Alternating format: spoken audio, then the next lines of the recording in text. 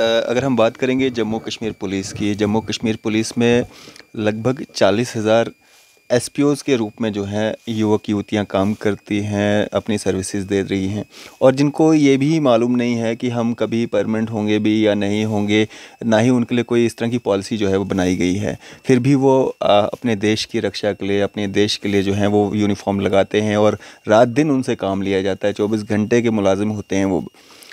और अगर बात करें हम, एक एक पॉलिसी उनके लिए है जिसमें जिस किसी युवक ने या युवती ने मतलब कोई 1 साल का आईटीआई डिप्लोमा किया है, या कोई स्पोर्ट्स में कोई किया हुआ है, या कोई ऑपरेशन में जो पार्ट लेते हैं, उनको जो है एज फॉलोअर जो है कन्वर्ट कर दिया जाता था। और काफ़ी सारे मामला जो हैं वैसे हुए भी हैं जो कन्वर्ट हुए भी। लेकिन अब देखने में ये आ रहा है कि आईटीआई किया हो या स्पोर्ट्स किया हो या बाकी ऑपरेशंस में हो, 4-4 5-5 साल से जो हैं फाइलें धूल चाट रही हैं पीएचक्यू में, उनको कन्वर्ट नहीं किया जा रहा है। ऐसा क्यों हो रहा है? देखिए, मैंने फैसला लिया गया, 3 दिग्गज नेताओं को बाहर का रास्ता दिखा दिया पार्टी ने, और पूर्व में मंत्री रहे, डिप्टी सीएम रहे, मतलब ऐसे नेताओं को गंवाना। जब फाउंडेशन रखनी थी वो लोग बिल्कुल पार्टी छोड़ करके पार्टी में ज्वाइन हुए, और इस तरह से निकालना उनको, तो जल्दबाजी में फैसला तो नहीं लिया गया? देखिए, मैं आपको ये कहना चाहूँगी कि आज़ाद साहब, कल आपने देखा रहबरे खेल जो टीचर्स थे वो अपने हकों के लिए जो है प्रोटेस्ट कर रहे थे, और आप खुद एक महिला हैं और आपने देखा होगा महिलाओं के साथ पुलिस प्रशासन के कुछ अधिकारी जो हैं किस तरह से व्यवहार कर रहे थे। तो क्या ये जायज़ है? मतलब हम लोकतंत्र देश में रहते हैं और इस तरह से आप महिलाओं पे अत्याचार करेंगे? एक तरफ आप स्लोगन दे रहे हैं बेटी बचाओ बेटी पढ़ाओ, और दूसरी तरफ से ये हालत करेंगे आप बेटियों की। देखिए, आपने लोकतंत्र आप देख रहे हैं न्यूज़ शहर इंडिया और मैं हूं अरफाज अमडैंग। आज की खास मुलाकात में हमारे साथ मौजूद हैं डेमोक्रेटिक आज़ाद पार्टी सीनियर नेता सुनीता अरोड़ा जी। मैम, स्वागत है आपका न्यूज़ शहर इंडिया में। Thank you. सुनीता मैम, पहले भी कुछ खबरें जो हैं, अफवाहें चल रही थी कि आज़ाद साहब जो डीएपी मतलब प्रेसिडेंट हैं, वो कांग्रेस फिर से ज्वाइन कर रहे हैं, और उस पर उन्होंने खुद भी सामने आकर के जो है उससे किनारा कशी कर ली थी। अब फिर से उस तरह की अफवाहें चल रही हैं कि वो कांग्रेस में जो है रिज्वाइन होने जा रहे हैं। कितनी सच्चाई है इसमें? और कहते हैं ना कि जहां आग जलती है वहीं धुआं भी निकलता है, तो कुछ ऐसा तो नहीं है कि अंदर से कुछ बाहर से कुछ? देखिए, मैं आपको ये कहना चाहूँगी कि अरफाज, हमारे जो आज़ाद साहब है, उनकी एक अपनी इमेज है। उनको कांग्रेस से किसी ने निकाला नहीं है। उन्होंने कांग्रेस पार्टी को खुद अलविदा कहा है। अगर उन्होंने कांग्रेस में ही जाना होता तो वह कांग्रेस से वापस क्यों आते? वो कांग्रेस से निकल के अपनी पार्टी क्यों बनाते? ये जो अफवाहें हैं, ये जो र्यूमर्स हैं, ये लोग इसलिए इस वक्त तरह तरह की बातें जो है कांग्रेस में ज्वाइन कर रहे हैं, वो कर रहे हैं, ये कर रहे हैं, ये सिर्फ इसलिए कि ये उनकी बौखलाहट है, क्योंकि वो बौखलाए हुए हैं, कि उन्हें पता है कि आज़ाद साहब का एक बहुत बड़ा कद है। आज़ाद साहब वो नेता है जो सिर्फ जम्मू कश्मीर में नहीं, पूरे हिंदुस्तान में उनका एक वर्चस्व है। ठीक है, तो उसके चलते कुछ पार्टी के लोग जो है वो इस तरह के र्यूमर फैला रहे हैं। अदरवाइज़ ऐसा कुछ नहीं है। आज भी आज़ाद साहब श्रीनगर में है। आज आप देखिए, बनिहाल के 200-250 लोगों ने आज बनिहाल के लोगों ने ज्वाइन किया है। कश्मीर में इस वक्त बैक टू बैक मीटिंग्स हो रही है, जम्मू में र्मीटिंग्स हो रही है। अगर ऐसी बात होती तो हम तो पार्टी के लोग हैं, पहले तो हमें पता होना चाहिए इस बात का। तो ऐसा कुछ नहीं है, ये सिर्फ लोग र्यूमर जो है वो फैला रहे हैं। आज़ाद साहब के खिलाफ एक साजिश है कि जो लोग इस वक्त लाखों की तादाद में उनके जनसभाओं में आते हैं, उन लोगों को गुमराह करने के लिए ये सब कुछ किया जा रहा है। अदरवाइज़ ऐसा तो कुछ नहीं है कि आज़ाद साहब वापस जाएंगे। आज़ाद साहब ने खुद ट्वीट करके ये कहा है कि मैं मतलब खुद शौक हूँ कि इस तरह की जो अफवाहें लोग फैला रहे हैं। आप जानते ही हैं कि आज़ाद साहब ने नई नई पार्टी का गठन किया हुआ है, और वो खुद इतना हार्ड वर्क कर रहे हैं, बैक टू बैक मीटिंग्स ले रहे हैं। कश्मीर के दूर दराज इलाकों में, जैसे करना केरन की बात करेंगे, वहाँ इस वक्त कोई नहीं पहुँच सकता है, बर्फ़बारी हुई है, वहाँ पे ठंड है, माइनस टेम्परेचर चल रहा है, लेकिन ऐसे में भी वो वहाँ पे मीटिंग्स ले रहे हैं। तो क्या ये संभव है कि आज़ाद साहब अपनी पार्टी को छोड़कर वो कांग्रेस में ज्वाइन हो जाएंगे? कुछ लोग ये भी कहते हैं कि गुलाम नबी आज़ाद जो है डीएपी में वन मैन आर्मी शो जो है वो चल रहा है और कोई नेता जो है उस कैपेसिटी का नहीं है जो पार्टी को संभाल सके, क्या ऐसा है? देखिए, पार्टी अभी नई नई लॉन्च हुई है, पार्टी में बहुत सारे दिग्गज लोग हैं, ठीक है। और जब जम्मू में जिस तरह से ये अफवाहें हैं कि वन मैन शो है, सबसे पहले तो मैं ये आपको कहना चाहूँगी कि आज़ाद साहब फुल कॉन्फिडेंस से आए हैं। उनको अपने ऊपर पूरा फेथ है कि मैं ये पार्टी यहाँ पे चला पाऊँगा, ठीक है। वो वन मैन शो खेले या वो अपनी पूरी आर्मी को लेके चले, लेकिन वो अपने ऊपर, उन्होंने अभी कितने इंटरव्यूज़ दिए यहाँ पे, उन्होंने ये कहा कि मैं अकेला ही काफ़ी हूँ, मगर मुझे नए लोगों को लाना है और मुझे उनके साथ एक नई पार्टी को उसको एक आयाम तक पहुँचाना है। अब जो ये आपका क्वेश्चन है कि वो ये कहते हैं कि मैं मतलब वन मैन शो है या लोग कहते हैं वन मैन शो है, आप मुझे बताइए कितने नेता है इस वक्त डेमोक्रेटिक आज़ाद पार्टी में? श्रीनगर से कितने नेता हैं जो डेमोक्रेटिक आज़ाद पार्टी में आए? अभी कुछ लोग ज्वाइन कर रहे हैं और आस्ता आस्ता ज्वाइनिंग्स हो रही हैं, आस्ता आस्ता काफ़ी दिग्गज नेता जो है वो अप्रोच कर रहे हैं कि हमें आना है, और कुछ लोग जो है वो खुल के सामने नहीं आना चाहते हैं, वो पीछे सपोर्ट कर रहे हैं। आप समझते हैं मैं क्या कहना चाहती हूँ। कुछ लोग हैं जो नहीं सामने आना चाहते हैं और वो सपोर्ट कर रहे हैं आज़ाद साहब को। ऐसा कुछ नहीं है। आज़ाद साहब एक स्ट्रेटजी के साथ जम्मू कश्मीर में अपनी पार्टी को बनाना चाहते हैं और वो आस्ता आस्ता आस्ता आस्ता करके, कहते हैं ना slow and steady wins the race, उन्हें कोई जल्दी नहीं है।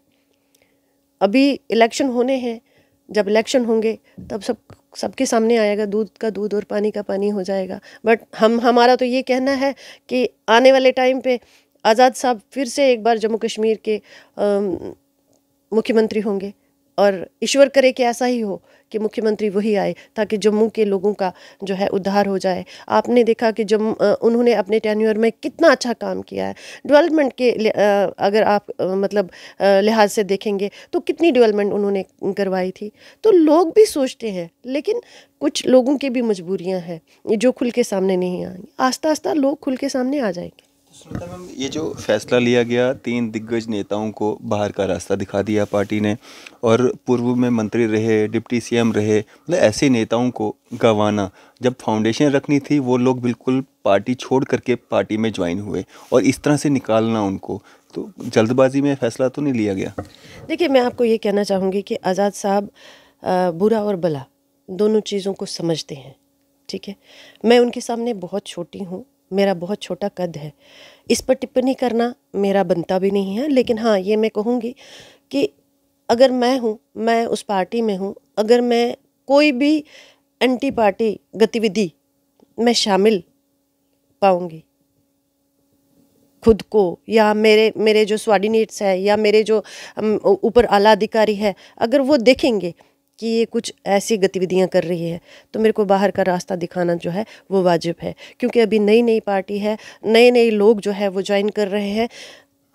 या आप समझ सकते हैं, ये first impression is the last impression. अगर हमारा फर्स्ट इम्प्रेशन ही गलत होगा तो लोग जो आ रहे हैं उनके ऊपर क्या इम्प्रेशन पड़ेगा। तो उसके लिए आज़ाद साहब ने कुछ सोच समझ कर ये फ़ैसला लिया है। और मैं ये कहना चाहूँगी कि जो लोग कहते हैं कि जल्दबाजी में फ़ैसला हुआ है, कई बार ऐसा होता है कि जल्दी ही करनी पड़ती है, अगर ज़्यादा टाइम दिया जाए तो नुकसान खुद को होता है। शायद यही समझकर आज़ाद साहब ने उनको बाहर का रास्ता दिखाया, और मैं उनके लिए कुछ बुरा नहीं कहना चाहूँगी, क्योंकि हमारी पार्टी के जो चेयरमैन हैं आज़ाद साहब, उन्होंने भी खुद बोला है कि आप किसी के लिए बुरा नहीं बोलेंगे, हमें किसी के लिए बुरा नहीं बोलना है। उन्होंने जो किया वो उनकी सज़ा उनको मिल जाएगी, लेकिन हम जो है किसी के लिए बुरा नहीं कहेंगे। तो मैम, अब बात करें अगर हम जम्मू कश्मीर की, किस तरह के हालात आप यहाँ पे देख रही हैं? जैसे पहले कश्मीर में जो है टारगेट किलिंग्स हुआ करती थी और अभी भी बीच में खबरें आती रहती हैं, वैसा ही मामला कुछ ढांगरी राजौरी में देखने को मिला, और कहा यह भी जा रहा है कि आधार कार्ड देख करके जो है उनको गोलियों का निशाना बनाया गया। कैसे देखते हैं, किस ओर जा रहे हैं हम? देखिए, मैं आपको ये कहना चाहूँगी कि टारगेट किलिंग्स कश्मीर में पहले हुआ करती थी। 90 के दशक में जो हुआ वो सब लोगों के विश्व भर के सामने है। और उसके बाद केपी एम्प्लॉयज़ जब यहाँ से कश्मीर भेजे गए, चिन्हित करके उनको मारा गया वहाँ पे। और सिक्योरिटी फोर्सेस, जैसे ये कहा जाता है कि हमारी सिक्योरिटी जो है वो चाक चौबंद है, उसके चलते बैंक में जाकर एक बैंक कर्मचारी को मारा जाता है। हमारी एक सरदारनी लड़की थी, उनको स्कूल में मारा जाता है, वो प्रिंसिपल थी, उनको मारा जाता है। हमारे केपी एम्प्लॉयज़ को मारा जाता है। तो बहुत ही दुखद है ये। और इस पर सवालिया निशान कहाँ जाता है, वो सीधा एडमिनिस्ट्रेशन पे जाता है, जो ये कहते हैं कि हमने ऑपरेशन ऑल आउट चलाए हैं। और ऑपरेशन ऑल आउट जब उन्होंने चलाया, उसके बाद उन्होंने कहा कि हमने आतंकवादियों का सफाया किया है यहाँ पे। अगर आतंकवादियों का सफाया किया है तो ये टारगेट किलिंग कौन कर रहा है, आप मुझे ये बताइए। यहाँ पे उनके ऊपर एक सवाल खड़ा होता है। हमारी सुरक्षा एजेंसियाँ हैं जिनको चप्पे चप्पे का पता होता है, लेकिन उसके बावजूद भी कश्मीर में टारगेट किलिंग्स होती रही और हम उन लोगों का अभी दुख जो है वो भूले भी नहीं थे। तो और उस आतंकवाद का दश जो है वो हम भूले भी नहीं हैं कि हमारे जम्मू प्रोविंस के रजौरी डिस्ट्रिक्ट में इस तरह का एक आतंकवादी हमला होना ये दुर्भाग्यपूर्ण है। और मैं ये कहूँगी कि हमारी एडमिनिस्ट्रेशन मूक दर्शक बनकर बैठी रहती है और इस तरह के एक्ट जो है हमारे यहाँ पे होते हैं। क्या वो 2 बच्चे, चले मैं तो ये मानती हूँ कि रात को आतंकवादी घटना हुई, कॉर्डन लगा दिया गया, हमारे 4 जो वहाँ पे लोग थे उनको अपनी जानें गंवानी पड़ी और ये कहा गया कि वहाँ पे सर्च ऑपरेशन चल रहा है, वहाँ पे कॉर्डन लगाया गया है। लेकिन अगले ही सुबह वहाँ पे उन्हीं घरों में, उन्हीं के 4 घरों में से एक घर में आईडी वहाँ पे ब्लास्ट हो जाती है और छोटे छोटे जो नन्हे बच्चे जो है वो अपनी जान गंवाते हैं, जिन्होंने अपनी अभी दुनिया में नहीं देखी थी। क्या पता वही बच्चे कल इस स्टेट का मुस्तकबिल साबित होते। हम अपने बच्चों को, हम अपने जवानों को यहाँ पे खोते चले जाते हैं, लेकिन हमारी जो एलजी गवर्नमेंट है वो बिल्कुल एकदम खामोश बैठी है। क्या आप चंद पैसे किसी को देते हो और उन चंद पैसों से क्या वो इंसान वापस आ जाते हैं? उनसे पूछिए जिनका पूरा पूरा परिवार ख़त्म हो गया है। तो यहाँ पे मैं ये कहना चाहूँगी कि बहुत बड़ा सवाल जो है हमारी मतलब कि एडमिनिस्ट्रेशन पे, हमारी एलजी गवर्नमेंट पे है कि वो क्या करते हैं, किस तरह से जम्मू कश्मीर जो है वो तबाही की ओर बढ़ रहा है। और ये लोग ये बोलते हैं कि हाँ हमारा जम्मू कश्मीर जो है वो फूल फल रहा है, यहाँ पे डेवलपमेंट हो रही है, यहाँ पे ये हो रहा है, यहाँ पे वो हो रहा है। बिल्कुल सरासर गलत है। दूसरी तरफ मैं ये कहना चाहूँगी आपको कि हमारे पुलिस डिपार्टमेंट एक दिन कहते हैं कि आतंकवादी जो है वो मतलब कि ख़त्म हो चुके हैं जम्मू कश्मीर से, और दूसरे ही तरफ हमारी आर्मी की जो आर्मी है वो उनका बयान आता है, वो कहते हैं कि लॉन्चिंग पैड पे मतलब 250 लोग जो है वो बैठे हुए हैं और वो इन्फिल्ट्रेशन करने को तैयार है। और सिद्रा में ऐसा हमारे बिल्कुल एकदम आप नाक के नीचे देखिए कि सिद्रा में 4 आतंकवादी आ जाते हैं। वो आए कहाँ से? सबसे बड़ा सवाल तो ये है कि वो आए कहाँ से? अगर हमारी सुरक्षा चाक चौबंद है तो वो आए कहाँ से? सिद्रा तक पहुँचना कोई आसान बात नहीं है। सिद्रा तक आने के लिए कितने तो नाके लगे होते हैं। अगर आम आदमी जाता है उसको तो टार्च लगाकर हमारे सुरक्षाकर्मी देखते हैं। तो वो 4 आतंकवादी सिद्रा तक कैसे पहुँचे? यहाँ पे ये हम सोचेंगे कि कुछ ना कुछ देयर इज समथिंग रॉन्ग। ठीक है, दाल में कुछ काला है, उसको देखना है। और आज जो हम सिर्फ ये टिप्पणियाँ करते हैं, जाते हैं डांगरी में सब लोग उन बेचारों को तामना देकर आते हैं, उनको सहारा देकर आते हैं, क्या उस सहारे से उन लोगों का घर चलेगा? चंद पैसे, चंद रुपए उनको दिए जाएंगे, क्या उससे उनकी ज़िंदगी कट जाएगी?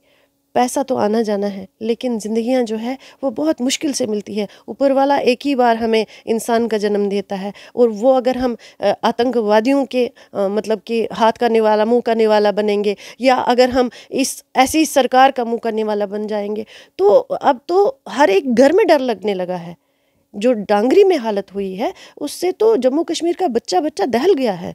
तो यहाँ पे एक बहुत बड़ा एक्शन लेने की ज़रूरत है। हमारे मिनिस्टर्स आते हैं यहाँ पे, होम मिनिस्टर आते हैं यहाँ पे, वो लोग यहाँ पे दावतें खाकर चले जाते हैं और ये कहते हैं कि कश्मीर तो बिल्कुल फूल फल रहा है, जम्मू कश्मीर में तो हालात बिल्कुल ठीक है। अगर हालात ठीक है तो आतंकी कहाँ से आते हैं? अगर हालात ठीक है तो जम्मू कश्मीर में टारगेट किलिंग्स क्यों होती हैं? ये मैं उनसे पूछना चाहूँगी। कहीं ना कहीं सवाल है अरफाज, तो जिन सवालों का जवाब जो है हमें कोई नहीं दे रहा है। ये बहुत बड़ा सवाल या निशान है। तो मैम, अगर बात करें हम जम्मू कश्मीर यूटी की, और बड़े सारे ख्वाब दिखाए गए थे, सपने दिखाए गए थे कि यूटी तब्दील होने के बाद जो है जम्मू कश्मीर बदलता नज़र आएगा, निखरता आएगा, मिलिटेंसी ख़त्म हो जाएगी, अनएम्प्लॉयमेंट ख़त्म हो जाएगी। अब क्या प्रोटेस्ट करना भी मतलब गुनाह हो गया है? कल आपने देखा रहबरे खेल जो टीचर्स थे वो अपने हकों के लिए जो है प्रोटेस्ट कर रहे थे, और आप खुद एक महिला हैं और आपने देखा होगा महिलाओं के साथ पुलिस प्रशासन के कुछ अधिकारी जो हैं किस तरह से व्यवहार कर रहे थे। तो क्या ये जायज़ है? मतलब हम लोकतंत्रिक देश में रहते हैं और इस तरह से आप महिलाओं पे अत्याचार करेंगे? एक तरफ आप स्लोगन दे रहे हैं बेटी बचाओ बेटी पढ़ाओ, और दूसरी तरफ से ये हालत करेंगे आप बेटियों की। देखिए, आपने लोकतंत्र की बात की। लोकतंत्र तो 2014 के बाद आपने लोकतंत्र देखा कहाँ है? मनमानी चलती है, तानाशाही चलती है, पब्लिक की नहीं सुनी जाती है। लोग सड़कों पे उतर आए हैं, टेलीविजर्स आए हैं सड़कों पर, बॉर्डर बटालियन के लोग जो है वो सड़कों पर आए हैं। उस टाइम पे भी लड़कियों पर लाठियां बांधी गई और पुरुष सुरक्षा कर्मियों द्वारा उनके ऊपर लाठियां बांधी गई। जो कल की बात आप कर रहे हैं, रहबरे खेल के जो टीचर है, किस तरह से उनके साथ दुर्व्यवहार किया गया। और कौन कहता है कि हम ये नारा लगाते हैं कि बेटी बचाओ और बेटी पढ़ाओ? मैं तो कहती हूँ कि उन्हें शर्म आनी चाहिए। वो भी टाइम था जब गवर्नमेंट किसी और की थी, और अगर छोटी सी भी बात होती थी तो आज की सरकार में, आज की सत्ता में जो लोग बैठे हैं वही उन्हीं के महिलाएं सड़कों पर उतर आती थी और बाकियों के लिए मुर्दाबाद के नारे लगाती। आज वो महिलाएं कहाँ हैं? आज उनको क्यों नहीं दिख रहा है कि महिलाओं पे इस तरह का अत्याचार हो रहा है? आज वो महिलाएं क्यों नहीं बाहर आती हैं और आज वो क्यों नहीं नारेबाजी करती हैं? सबसे बड़ी बात मैं ये कहूँगी आपको कि इस वक्त जम्मू के लोग जो है वो भी बदलाव चाहते हैं, वो भी बदलाव चाहते हैं, क्योंकि कुछ उनको अच्छा होता हुआ नहीं दिखाई दिया। आप यूटी की बात कर रहे हैं, सबसे बड़ी दुर्भाग्यपूर्ण बात जो है, हमारा स्टेट था, उससे हमारे को लेफ्टिनेंट गवर्नर दिया गया, यूटी बना दिया गया हमें। आप खुद सोचिए कि हमारा स्टेटस क्या था, हम कहाँ पहुँच गए। और अगर गवर्नर साहब की बात करें तो मुझे नहीं लगता है कि उनके कुछ ऐसे बयान होते हैं जो मतलब चुप जाते हैं, जो बयान इतने मतलब कि मेरे पास वर्ड ही नहीं है, मेरे पास लफ्ज़ ही नहीं है कि मैं अब क्या बताऊं। कि जब वो ये कहते हैं कि वहाँ पे टारगेट किलिंग्स हो रही है तो हम घर बैठे हुए इनको सैलरीज नहीं दे देंगे। क्या उनको शौक था कि वो घर बैठे? क्या केपी एम्प्लॉयज़ को शौक था कि वो घर बैठे? वो सड़कों पे उतर आए हैं। जो कौम कभी मतलब कि बाहर निकलकर ऊंची आवाज़ में बात नहीं करती थी, उस कौम को 7-7 महीने 6-6 महीने सड़क पर धरना देना पड़ा। उस कौम को आप ये कहते हो कि हम मतलब कि आपको घर बैठे हुए तनख्वाह नहीं देंगे, सैलरीज नहीं देंगे। वो कौम थी, कश्मीरी पंडित कौम वो कौम है जिस कौम ने मतलब कि कभी बैठ कर नहीं खाया, हमेशा गवर्नमेंट को अपनी सर्विसेज दी, फिर वहाँ से अपना वेतन उठाया, अपनी सैलरीज उठाई। और आज आप इस तरह की बातें कर रहे हो, रहबरे खेल में आप बातें कर रहे हो। उनका कसूर क्या है बेचारों का? वो तो अपनी सेवाएं दे रहे हैं। वो कहते हैं कि हाँ यार, हमें कहीं पे आप पक्के तो करो, कोई ऐसी मतलब योजना तो तैयार करो जिससे हमारा भी घर बने। इनको छोड़कर आप देखिए, जो जम्मू डिवीज़न से कश्मीर में यहाँ के डोगरे लोग जो थे वो जॉब करते थे, हाँ रिजर्व कैटेगरी वाले, वो बेचारे महिलाएं पुरुष वो सड़कों पे है। वो कहते हैं कि हमारे घरों में चूल्हा नहीं जलता है क्योंकि हमारे पास वेतन नहीं आ रही है। आप ये तानाशाही की सरकार कब तक चलाएंगे? आप मुझे ये कहिए कि गवर्नर साहब से ही मैं कहूँगी कि गवर्नर साहब आप भी ऐसे करिए कि आप भी 2-4 दिन आकर सड़क पर धरना दीजिए और फिर देखिए कि हालत क्या हो जाती है। किसी को शौक नहीं होता है। मैं यही कहना चाहूँगी सरकार से कि इनके लिए आप योजनाएं बनाएं। आप लोग हर तरह से टैक्सेस तो उठाते हैं, तो वही टैक्स का पैसा कम से कम इन बेचारों के नाम तो करिए, किसी और को तो नहीं दीजिए। जगह जगह से तो आप लोगों को मतलब कि रेवेन्यू आता है, वो रेवेन्यू कहीं ना कहीं तो यूटिलाइज़ कर लीजिए। आप इलेक्शनों के लिए पैसा रख रहे हैं, जहाँ जब इलेक्शन होते हैं वहाँ आप अपना मतलब कि ठीक ठाक अपना वर्चस्व बनवा लेते हैं, लेकिन इस तरह के गरीब लोग जो है वो सड़कों पर आ जाते हैं। तो मुझे लगता है कि कहीं ना कहीं ये सरकार की बहुत बड़ी नाकामी है कि जो हमारा यूथ जो है वो सड़कों पर है, जो हमारी महिलाएं हैं वो सड़कों पर है। उन्हें पुरुष सुरक्षाकर्मी जो है उनके साथ दुर्व्यवहार करते हैं, उनका कॉलर पकड़ते हैं, तो बेटी बचाओ और बेटी पढ़ाओ का नारा तो वहीं पे ख़त्म हो जाता है। मैम, अगर हम बात करेंगे जम्मू कश्मीर पुलिस की, जम्मू कश्मीर पुलिस में लगभग 40,000 एसपीओज़ के रूप में जो है युवक युवतियां काम करती हैं, अपनी सर्विसेज दे रही हैं, और जिनको ये भी मालूम नहीं है कि हम कभी परमानेंट होंगे भी या नहीं होंगे, ना ही उनके लिए कोई इस तरह की पॉलिसी जो है वो बनाई गई है। फिर भी वो अपने देश की रक्षा के लिए, अपने देश के लिए जो है वो यूनिफॉर्म लगाते हैं और रात दिन उनसे काम लिया जाता है, 24 घंटे के मुलाजिम होते हैं वो। और अगर बात करें हम, एक एक पॉलिसी उनके लिए है जिसमें जिस किसी युवक ने या युवती ने मतलब कोई 1 साल का आईटीआई डिप्लोमा किया है, या कोई स्पोर्ट्स में कोई किया हुआ है, या कोई ऑपरेशन में जो पार्ट लेते हैं, उनको जो है एज फॉलोअर जो है कन्वर्ट कर दिया जाता था। और काफ़ी सारे मामला जो हैं वैसे हुए भी हैं जो कन्वर्ट हुए भी। लेकिन अब देखने में ये आ रहा है कि आईटीआई किया हो या स्पोर्ट्स किया हो या बाकी ऑपरेशंस में हो, 4-4 5-5 साल से जो हैं फाइलें धूल चाट रही हैं पीएचक्यू में, उनको कन्वर्ट नहीं किया जा रहा है।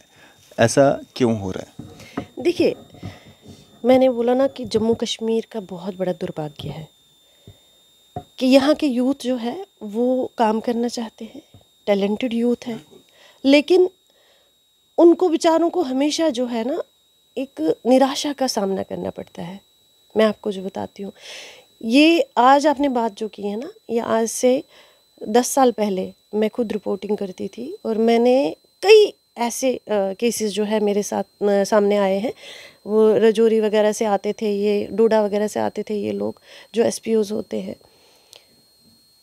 इनसे सर्विसेज तो लेते हैं, इनको एक छोटी सी सैलरी जो है वो दी जाती है, लेकिन इनको पक्का कभी नहीं किया गया आज दिन तक। ये इन्होंने योजना तो बनाई कि एसपीओज जो है वो सिविलियन लोगों को लेना है, उनसे सेवाएं लेनी है, लेकिन उनको पक्का आज दिन तक नहीं किया गया। क्यों हमारे जम्मू कश्मीर का यूथ जो है वो भटकता है, आपको मैं बताती हूँ। उसके कारण यही रहते हैं। आप देखिए, अभी कश्मीर में कई बार मतलब कि हथियार स्नैच कर लिए गए, ठीक है। कई बार हमारे एसपीओज जो है वो आतंकवाद में मुलव्वस हो गए। उसका कारण क्या था? उसका कारण यही था कि गवर्नमेंट ने उनके लिए कोई जो है एक पॉलिसीज़ नहीं तैयार की कि भाई इन एसपीओज को, या ये अगर सपोज़ करो कि पुलिस के साथ ये सेवाएं दे रहे हैं तो मतलब कि वो ट्रेन हो गए हैं, या उनको कोई ऐसी, उनके लिए कोई ऐसी आप पॉलिसी निकालो कि उनको 9th मंथ का आप कोर्स करवाते हैं, पुलिस में ट्रेनिंग करवाते हैं, तो इनको भी वैसी ही ट्रेनिंग करवाइए और इनको देखिए कि कौन इसमें मतलब कि डिज़र्व करता है, तो उसको आप पुलिस में वापस भर्ती कर सकते हैं अच्छी तरह से। लेकिन इस तरह की पॉलिसी कभी तो अभी तक नहीं निकली है। और आज की आप बात कर रहे हैं, आज के जो बेचारे हैं नौकरियों में, जो नौकरियां करते हैं, उनको वेतन नहीं मिल रही है, जो गवर्नमेंट जॉब्स कर रहे हैं उनको नहीं मिल रही। लगातार कुछ ना कुछ और पॉलिसीज़ जो है हमारी एलजी गवर्नमेंट द्वारा बनाई जाती है, आज ये पॉलिसी कल वो पॉलिसी। तो लेकिन अभी अगर आप देखेंगे, मैं जो खुद देख रही हूँ, मैं जो एनालाइज कर रही हूँ, वो ये है कि इस मतलब तानाशाही वाली सरकार में तो इन चीज़ों को सोचना ही बिल्कुल गलत है। लेकिन मैं जम्मू कश्मीर के अपने यूथ के से ये कहना चाहूँगी कि अपना हौसला जो है उसे बुलंद रखिए। अच्छे दिन भी आएंगे। जिन्होंने अच्छे दिन के वादे किए थे वो तो नहीं वो पूरे कर पाए, लेकिन मैं ये कहना चाहूँगी कि अगर आज़ाद साहब, डेमोक्रेटिक आज़ाद पार्टी के चेयरमैन अगर आज़ाद साहब एक बार फिर जम्मू कश्मीर में सरकार में आते हैं, वो मुख्यमंत्री बन जाते हैं, तो मुझे पूरी उम्मीद है कि हम अपने यूथ के लिए कुछ कर पाएंगे। मैं बार बार यही यूथ से कहती हूँ, क्योंकि मैं बहुत देर से एक एक्टिविस्ट के तौर पर काम करती आई हूँ और यूथ पे मैं बहुत ज़्यादा काम करती हूँ। एंटी ड्रग मतलब ड्रग्स कंपेनिंग चलाती हूँ। तो मैं तब भी उनसे यही कहती हूँ कि आप अपने हौसलों को मत छोड़िए, एक दिन अच्छा आ जाएगा और कोई ना कोई ऐसा मसीहा आएगा जो जम्मू कश्मीर के यूथ के लिए कुछ कर जाएगा। तो मैं आपके इस चैनल के माध्यम से यहाँ जम्मू कश्मीर के यूथ को ये कहना चाहूँगी कि अच्छाई की तरह अपना कदम बढ़ाइए, अपना हौसला उसमें बुलंद कर लीजिए। आप गलत काम की तरफ मत जाइए, क्योंकि आपके पीछे और भी लोग हैं और आप एक मिसाल बनिए। क्योंकि इस तरह जो माहौल बना हुआ है हमारे जम्मू कश्मीर में, वो बहुत ही मतलब कि दुखदाई है कि हमारे यूथ जो है, इतना पढ़ा लिखा यूथ जो है वो सड़कों पे है।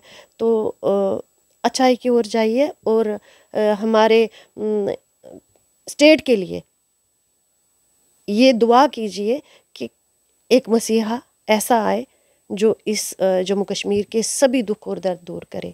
और मैं ये सोचती हूँ कि आज़ाद साहब शायद वो मसीहा है जो इस कश्मीर और जम्मू कश्मीर का दुख दर्द जो है वो दूर करेंगे, क्योंकि उनके 2.5 साल का टर्नओवर जो है वो सभी लोगों ने देखा है। चलें, शुक्रिया हमारे से बातचीत करने के लिए, अपना कीमती समय देने के लिए। धन्यवाद। तो ये थी हमारे साथ डेमोक्रेटिक आज़ाद पार्टी सीनियर नेता सुनीता अरोड़ा जी। आपकी इस सब पे क्या राय है? आप भी अपनी राय जो है ज़रूर साझा कीजिएगा। इसी तरह की मज़ीद अपडेट्स के लिए आप देखते रहें न्यूज़ 7 इंडिया। मैं अरफाज़ मडैंग, कैमरामैन शाहनवाज के साथ।